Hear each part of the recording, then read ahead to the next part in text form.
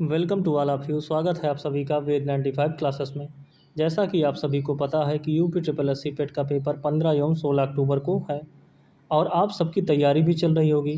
तो आपकी तैयारी को और मजबूत करने के लिए वेद 95 क्लासेस लेकर आया है 1000 साइंस क्वेश्चन की सीरीज। यह सीरीज आपकी तैयारी को और मजबूत करेगी और साइंस में आपके सारे क्वेश्चन सही होंगे और आपके 5 नंबर पक्का करेगी यह सीरीज। तो चलिए स्टार्ट करते हैं। क्वेश्चन नंबर फर्स्ट है, निम्न में से कौन सा विकल्प उस साल्ट का उदाहरण है जिसके विलयन का पीएच 7 से कम होता है। तो पहला ऑप्शन है आपका सोडियम कार्बोनेट। सोडियम कार्बोनेट एक क्षार है और इसके पीएच का वैल्यू जो होता है वह 11 होता है। ऑप्शन बी आपका सोडियम बाइकार्बोनेट। तो सोडियम बाइकार्बोनेट भी एक क्षार है और इसके पीएच का मान जो होता है वह 8.3 होता है। ऑप्शन सी की बात करें तो ऑप्शन सी आपका सोडियम क्लोराइड है और सोडियम क्लोराइड एक साल्ट होता है, लेकिन इसकी पीएच जो वैल्यू होती है वह एग्जैक्ट 7 होती है। अब बचता है आपका ऑप्शन डी जो कि आपका राइट आंसर होगा, अमोनियम क्लोराइड। तो अमोनियम क्लोराइड एक अम्लीय साल्ट है और इसके पीएच वैल्यू जो होता है वह 7 से कम होती है। अगला क्वेश्चन है, धातु ऑक्साइड और हाइड्रोजन का निर्माण करने के लिए निम्नलिखित में से कौन सी धातु वाष्प के साथ अपक्रिया करती है। तो यहाँ पर 4 ऑप्शन दिए गए हैं, 4 में से एक ऑप्शन आपका करेक्ट होगा।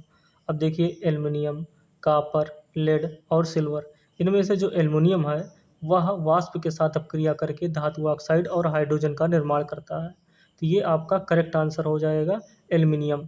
एल्युमिनियम आपका जो है वाष्प के साथ अपक्रिया करके धातु ऑक्साइड और हाइड्रोजन का निर्माण करता है। क्वेश्चन नंबर तीसरा है, निम्नलिखित में से कौन सा जंतु गर्म रक्त वाला है। यहाँ पर 4 ऑप्शन दिए गए हैं, कबूतर, मछली, मेढक और मगरमच्छ। तो यहाँ पर ध्यान दीजिएगा, जो गर्म रक्त वाले होते हैं वह पक्षी वर्ग और जो स्तनधारी वर्ग है वह गर्म रक्त वाला होता है। जैसे कि बंदर हो गया आपका, बिल्ली हो गया, चूहा हो गया। तो ये सारे पक्षी जो हो गए, है ना, जितने भी पक्षी आपके आते हैं, पक्षी और स्तनधारी यह गर्म खून वाले होते हैं। और ठंडे खून वालों की बात करें तो मछली, सरीसृप, उभयचर, जैसे कि कछुआ हो गया आपका, मछली हो गया, मेढक हो गया, ये सारे जो है यह ठंडे खून वाले होते हैं। तो यहाँ पर ऑप्शन ए आपका करेक्ट आंसर हो जाएगा, क्योंकि कबूतर पक्षी वर्ग में आता है और पक्षी वर्ग जो होता है वह गर्म खून वाला होता है। बढ़ते हम लोग अगले क्वेश्चन की तरफ। निम्नलिखित में से कौन सा जानवर पराध्वनि उत्पन्न कर सकता है। ऑप्शन ए है हाथी, ऑप्शन बी है परपॉइस, ऑप्शन सी है शार्क और ऑप्शन डी है आपका चमगादड़। तो देखिए, चमगादड़, डॉल्फिन और परपॉइस ये कुछ ऐसे जीव हैं जो कि पराध्वनि उत्पन्न कर सकते हैं। पराध्वनि की बात करें तो 20 किलोहर्ट्ज से ऊपर की जो तरंगे होती हैं वह पराध्वनि तरंगे कहलाती हैं।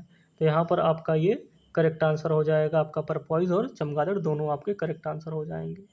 अगला क्वेश्चन है, तेज गति से आता हुआ वाहन हॉर्न बजाता है तो उसका पिच। ऑप्शन ए उतना ही होता है, ऑप्शन बी अधिक सुनाई देता है, ऑप्शन सी कम सुनाई देता है और ऑप्शन डी पहले कम और फिर अधिक सुनाई देता है। तो क्वेश्चन नंबर 5 का जो आंसर है आप लोग कमेंट बॉक्स में उसका कमेंट करिए, आंसर क्या होगा। ऑप्शन ए होगा, ऑप्शन बी, ऑप्शन सी या ऑप्शन डी, इन चारों में से कौन सा करेक्ट आंसर होगा।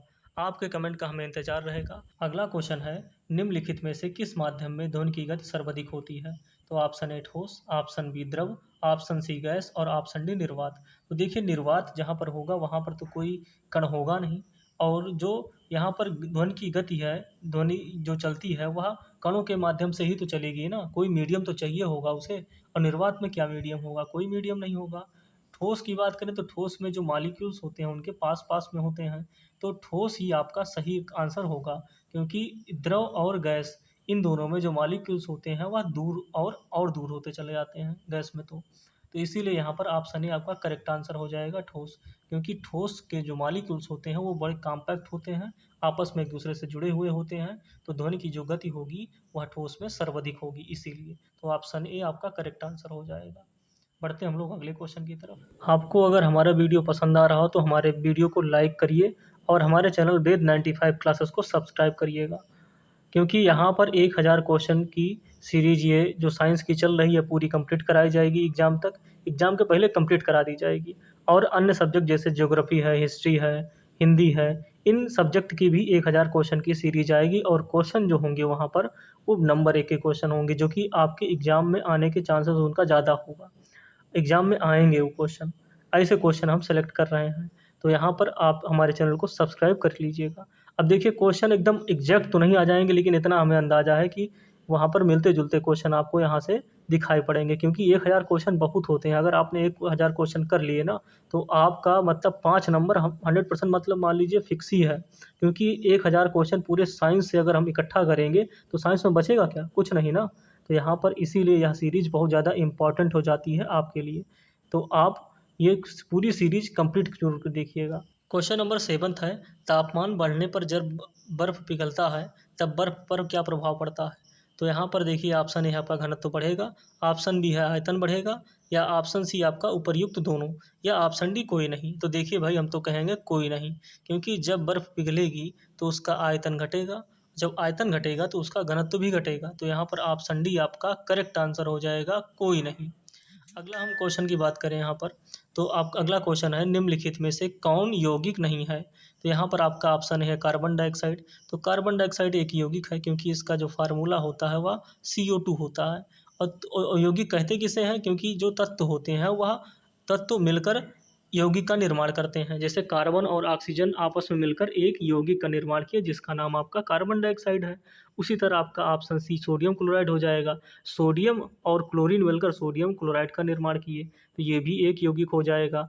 रही बात जल की, तो जल में हाइड्रोजन भी आपका तत्व था और ऑक्सीजन भी तत्व था, और दोनों तत्व मिलकर एक कंपाउंड का निर्माण किए, यानी एक यौगिक का निर्माण किए, और उस यौगिक का नाम है जल यहाँ पर। तो बचता आपका एक ही ऑप्शन है, ऑप्शन बी, यानी लोहा। लोहा जो होगा वह तत्व होगा, यानी एलिमेंट होगा, और हमारे पीरियोडिक टेबल में तत्वों की संख्या 118 है, तो लोहा भी उन तत्वों में से एक है, यह तत्व होगा। अब लोहा किसी के साथ में मान लीजिए रिएक्शन करता है, तो वह एक कंपाउंड का निर्माण करेगा, ठीक है ना, तब उसे हम कंपाउंड कह सकते हैं, यौगिक कह सकते हैं। लेकिन यहाँ पर इन चारों में से लोहा ये एक है जो कि यौगिक नहीं है, वह तत्व है। बाकी कार्बन डाइऑक्साइड, सोडियम क्लोराइड और जल, ये तीनों आपके यौगिक हैं।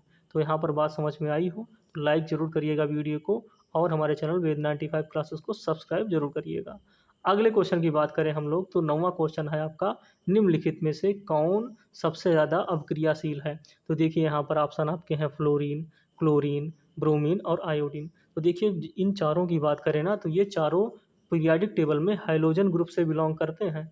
हाइलोजन ग्रुप का मतलब ये है कि उसमें फ्लोरीन, क्लोरीन, ब्रोमीन, आयोडीन और एस्टेटीन आता है। लेकिन इन ग्रुप की बात करें तो इनमें सबसे ज़्यादा जो अवक्रियाशील, देखो अवक्रियाशील तो सारे होंगे, लेकिन सबसे ज़्यादा अवक्रियाशील होने की बात करें तो फ्लोरीन इन सब में सबसे ज़्यादा अवक्रियाशील होगा।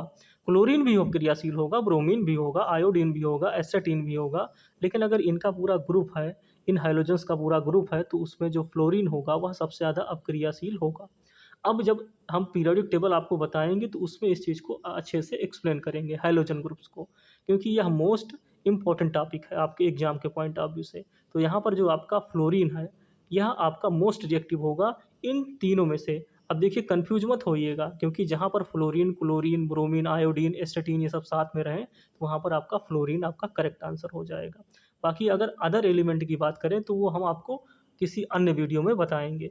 अगले क्वेश्चन की बात करें यहाँ पर, क्वेश्चन जो है वह है, धावन सोडा के एक अणु में पानी के कितने अणु उपस्थित होते हैं? तो यहाँ पर सिंपल सा आप बताइए, इसका जवाब हो जाएगा 10। धावन सोडा का जो फार्मूला होता है वह होता है Na2CO3, और इसमें 10H2O ऐड कर देंगे, ठीक है ना। 5 भी कर सकते हैं, लेकिन 10H2O ज़्यादा आपका डेकाहाइड्रेट होता है ना, इसीलिए 10 यहाँ पर रहेगा। तो सही है आपका Na2CO3 10H2O, ये फार्मूला आपका धावन सोडा का होता है। तो यहाँ पर 10 आपका करेक्ट आंसर हो जाएगा, आपका ऑप्शन सी करेक्ट आंसर हो जाएगा। वीडियो अगर आपको बढ़िया लगा हो तो हमारे चैनल वेद 95 क्लासेस को सब्सक्राइब जरूर करिए, क्योंकि यह सीरीज आपकी कंटिन्यू रहेगी। 1000 क्वेश्चन हम प्रिपेयर कराएंगे आपको, और इस वीडियो में सिर्फ 10 ही क्वेश्चन थे। अगले वीडियो में आपके ज़्यादा क्वेश्चन होंगे, क्वेश्चन के नंबर अगले वीडियो में हम बढ़ाएंगे। तो मिलते हैं हम लोग अगले वीडियो में, तब तक के लिए बाय बाय।